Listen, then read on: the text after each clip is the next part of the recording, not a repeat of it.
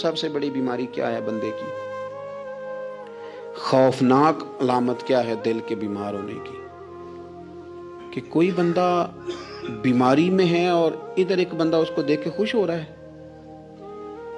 کسی کو زوال آ گیا ہے، کاروبار ڈوب گیا ہے اور یہ دیکھ کے خوش ہو رہا ہے، مر گیا ہے اس کا دل، مردہ ہے، اندر کوئی دل نہیں۔ اب یعنی ایک بندہ رسوا ہو گیا اور یہ خوش ہو رہا ہے، دیکھا میں نے نہیں کہا تھا۔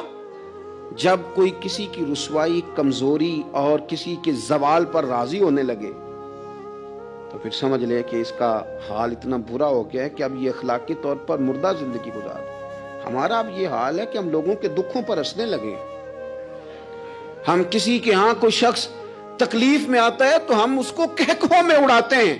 یارو، زندہ قومیں یہ کام نہیں کرتی، زندہ قومیں یہ کام نہیں کرتی۔ میرے نبی پاک صلی اللہ علیہ وسلم نے فتح کے موقع پر بھی گردن کو جھکا کے بتایا کہ جب رب عروج دے تو پھر اللہ کی بارگاہ میں جھک جایا کرو۔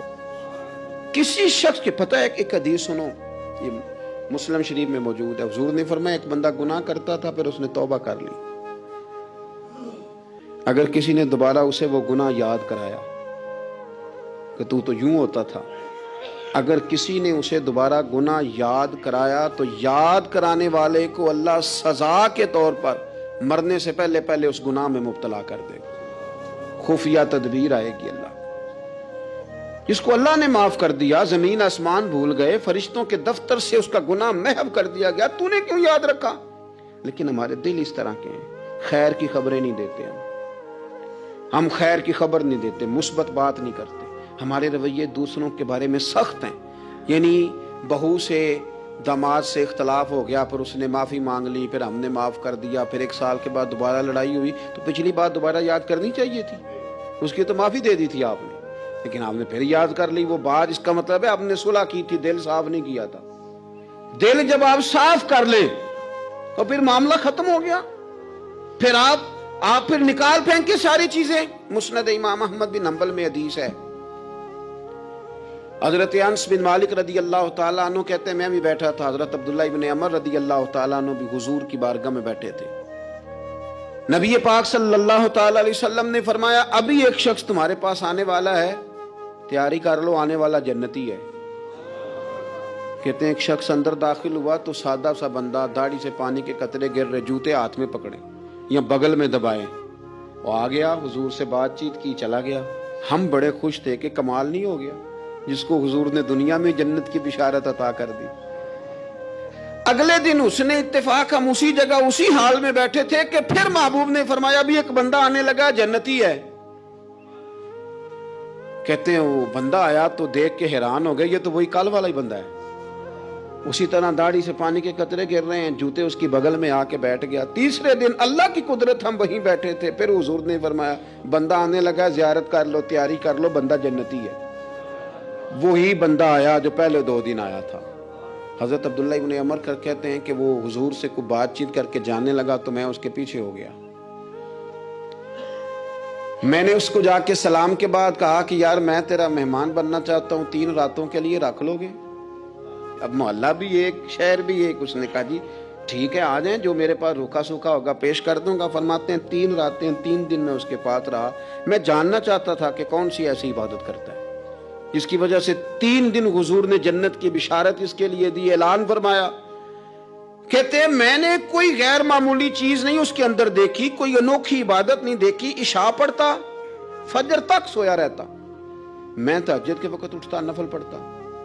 3 راتیں یہ ہوتا رہا۔ ہاں جب وہ کروٹیں بدلتا تو اللہ اکبر کہتا، باقی وہ سویا ہے، فجر میں اٹھا ہے۔ صدقہ بھی خاص نہیں اس نے دیا، خیرات بھی میں اس سے زیادہ کرتا رہا، مجھے کوئی خاص چیز نظر نہیں آئی۔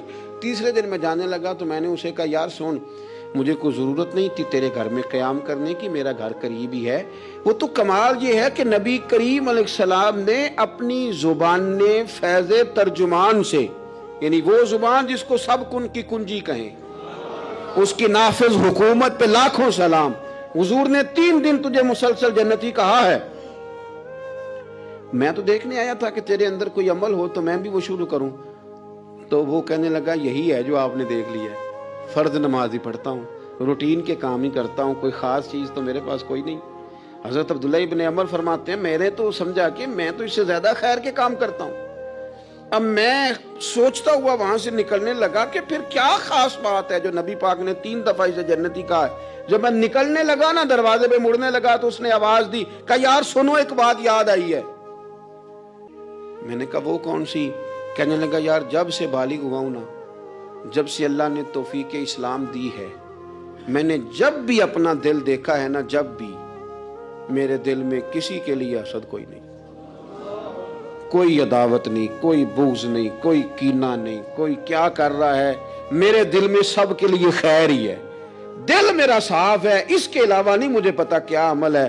حضرت عبداللہ بن عمر کہتے ہیں پھر مجھے سمجھ آ گئی ہے، یہ جو تیرے دل کی صفائی ہے نا، یہ بنیاد بن گئی ہے جس کی بنیاد پر نبی پاک نے تجھے 3 دفعہ جنت کی بشارت عطا فرمائی ہے۔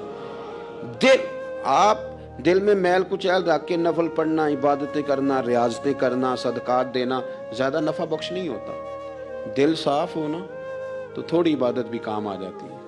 یہ حدیث بتاتی ہے کہ دل صاف ہو تو تھوڑے صدقے بھی زیادہ نفع کر جاتے ہیں۔ دل پر توجہ دیں۔ سب سے ضروری کام ہے کہ ہم سویرے اٹھ کے اپنے دل سے پوچھیں کہ تیرا لوگوں کے بارے میں خیال کیا ہے، شام کو پوچھیں کہ تیرا لوگوں کے بارے میں رویہ کیا ہے۔